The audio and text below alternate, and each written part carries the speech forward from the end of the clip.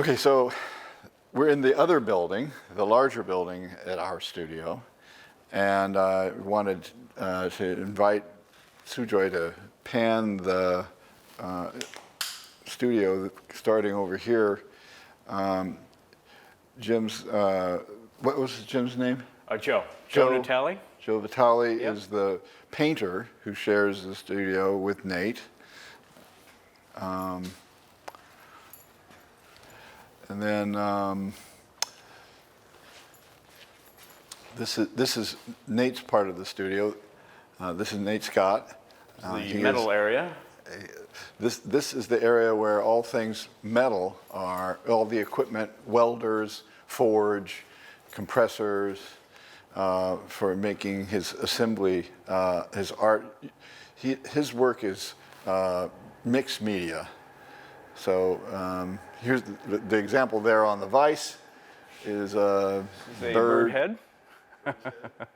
The bird body is outside right now to make room for this job I'm working on. But yeah, I got Green Man head over there.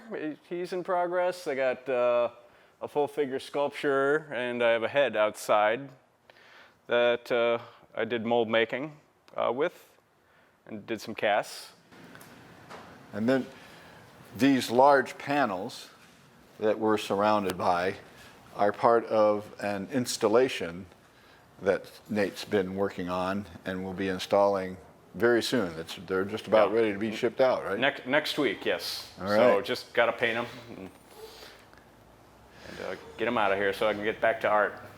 So this is part of the life of an artist, having installations for, what is this installation for? This is for the Academy of Science.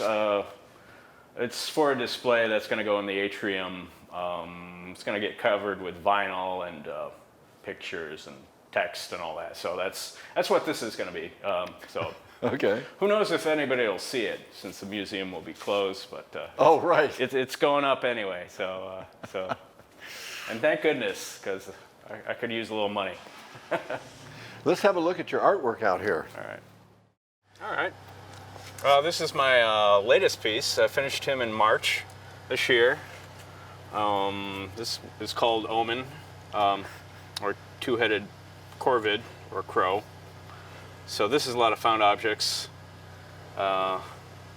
These, I believe, are farm mechanical equipment, which... it's on the front of a sickle. Yep. For cutting either alfalfa or wheat straw. Mm-hmm. Which looks like a beak. Yeah, there's rows and rows and rows of this on that machine. Uh-huh. And see, it could be called found object. It could be called upcycling. Yeah. It could be called repurpose art. Uh-huh. Those are all names for the way you work, which is scrounging around at flea markets or... Flea markets, scrap yards, just trash in general, just where these things can be collected. Yeah, and they kind of make themselves, although in a very long process. Because this was obviously a bird to me, so it's like, oh, okay. Oh, and I had 2 wrenches, so if I had 3 of these, it probably would have been a 3-headed bird, but so I just had 2. So then I have these cool curved wrenches. There's some, I'll show you the back.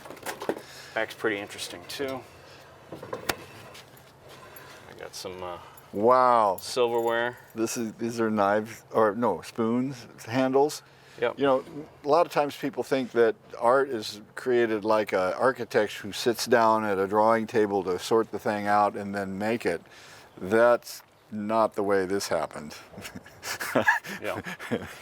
You start with the objects and they inspire you to make the sculpture. Yeah, and I have no idea what they're going to look like in the beginning.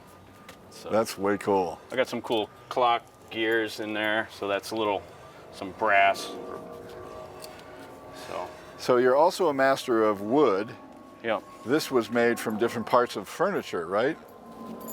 Some pieces, yeah, and some of it was just scrap pieces of wood that I got. I definitely see the arm of a chair here. Yeah. This is some kind of a frame. Here's a leg of a chair. Yeah, there's, I think a bed board as well. Some in there. However, the face I totally modeled, so that's like from scrap pieces, different, like mahogany, and there might be some walnut in there as well. And that's called struck. So this one's kinetic. Yep, this one's called Twitcher.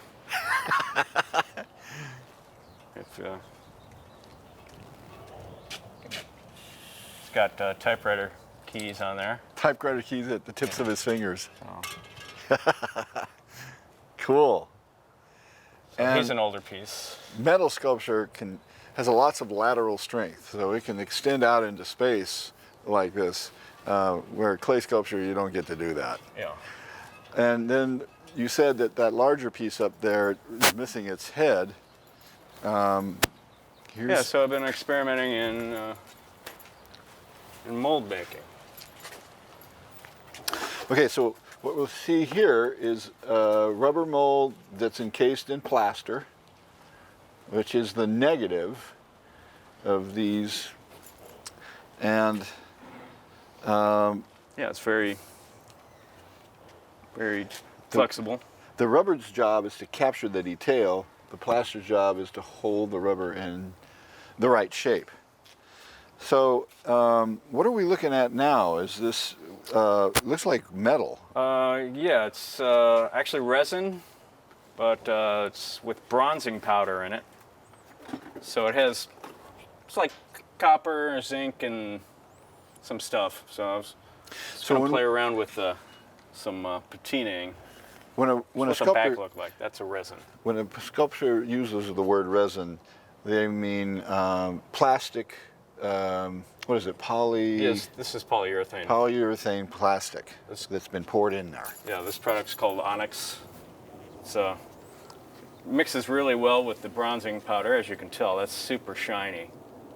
So you mix a lot in, but it's still. So the comes out bronze pretty good. powder is embedded in the resin. Yeah. It's not painted on, it's poured on. Yeah, it's mainly mixed in with the resin. Although I did brush a little on the mold, I tried to get little tonality. So this one you can kind of, well, I don't know if the camera will pick it up, but it's got some lighter spots and some darker spots. Now, can you also apply a patina to that? I'm going to try.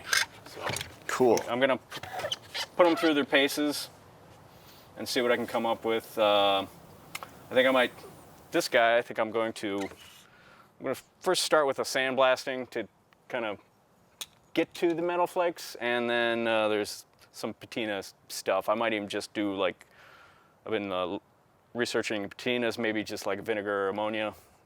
We'll see what happens, you know. And there's also wax, or you could put shoe polish on it to give it that looks.